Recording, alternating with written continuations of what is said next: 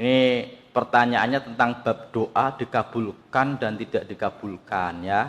Pertama begini, kita harus yakin kalau berdoa dikabulkan oleh Allah, yang pertama. Yang kedua, jangan buru-buru menganggap tidak dikabulkan oleh Allah. Karena orang yang berdoa kok bilang kok nggak dikabul-kabulin ya, berarti dia telah terburu-buru. Ya Allah, saya berdoa biar punya keturunan, saya juga sedekah kok 5 tahun 10 tahun nggak dapat gitu ya. Itu sebenarnya sudah terburu-buru lah, kan yang lain itu nggak pakai doa tiap tahun brojol gitu ya. Sebenarnya begini, ini yang kedua ya, doa jangan terburu-buru. Ketika kita bilang kok nggak dikabul-kabulin berarti kita sudah dianggap terburu-buru. Yang ketiga, ini yang paling penting, dikabulkannya doa tidak selalu dengan seperti yang diminta oleh orang yang berdoa. Ini yang paling penting ya. Dikabulkannya doa itu dengan 3 kemungkinan. Kemungkinan pertama, diberikan apa yang diminta. Kemungkinan yang kedua, diganti lebih baik. Kemungkinan yang ketiga, nanti ditunda, diberi di akhirat dengan yang lebih baik ya. Makanya keyakinan kita terhadap doa itu jangan kendor. Kenapa? Ada orang, dan ini bahaya, ketika dia dalam keadaan sakit, dalam keadaan diuji oleh Allah, kadang-kadang berdoa, yang paling penting dijaga itu selain kesehatannya secara fisik juga kesehatan secara rohani. Kenapa? Banyak orang Pak yang sakit, dia minta kepada Allah, ya Allah, saya minta sembuh ya Allah, gitu ya. Sudah sebulan 2 bulan kok nggak sembuh-sembuh. Kadang-kadang kita bilang, apa saya nggak engkau kabulkan ya Allah, gitu-gitu ya. Nah, makanya kita harus tahu bahwasanya dikabulkannya doa itu dengan 3 kemungkinan. Yang pertama, diberikan apa yang kita minta. Yang kedua, diganti dengan yang lebih baik. Yang ketiga, itu nanti akan menjadi tabungan kita di akhirat ya. Dan orang yang langsung dikabulkan doanya itu nggak selalu dia lebih soleh daripada orang yang meminta tapi nggak dikabul-kabulkan. Kenapa? Kita kenal ya, kekasih Allah yang bergelar kekasih Allah itu siapa sih?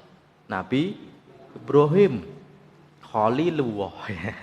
Ya Nabi Muhammad sih kekasih Allah, tapi yang bergelar Khalilullah itu Nabi Ibrahim. Nabi Ibrahim itu Pak punya anak saat beliau usia 86 tahun.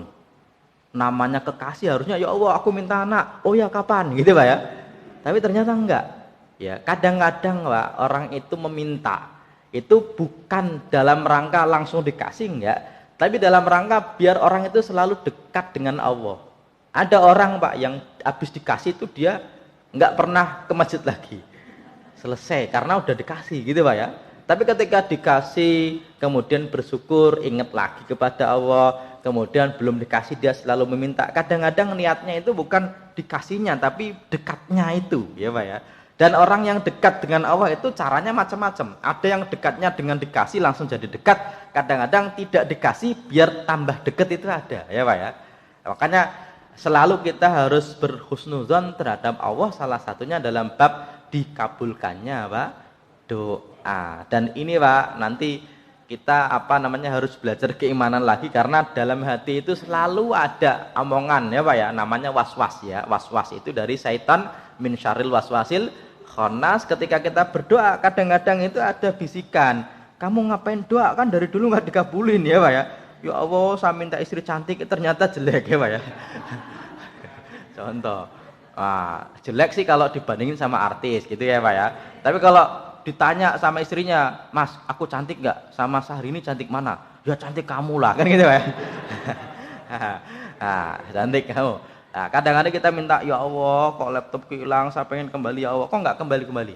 Ya, makanya hati kita harus kita tata husnuzon kepada Allah, dikabulkannya doa tidak langsung celing datang lagi, nggak selalu begitu ya Pak ya.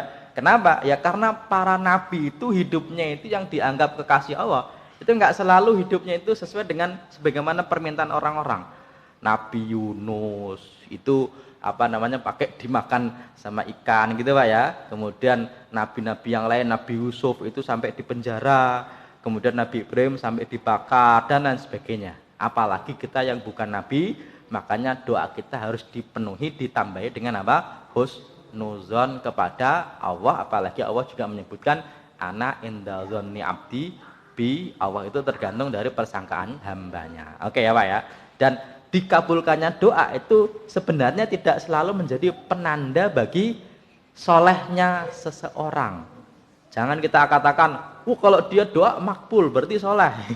Enggak selalu ya, enggak selalu. Karena kadang-kadang permintaan kita itu ternyata Pak tidak sesuai dengan kita, ya Pak ya. Dan Allah mengganti dengan yang lebih baik dari apa yang kita minta. Oke. Semoga bisa diterima jawabannya. Oke.